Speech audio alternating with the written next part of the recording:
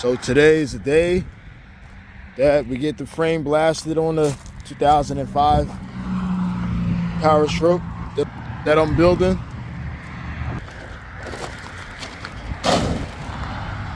I'm gonna hang this up. Ooh, look at that baby. What you guys know about the E39 wagon?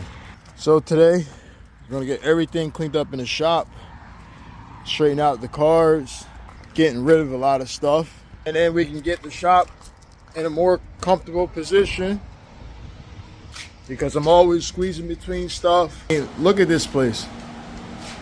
It's a mess. It's a mess, bub. So we're gonna clean everything up in here, and I might get my truck inside since the dually's going out and is getting the frame ice blasted today.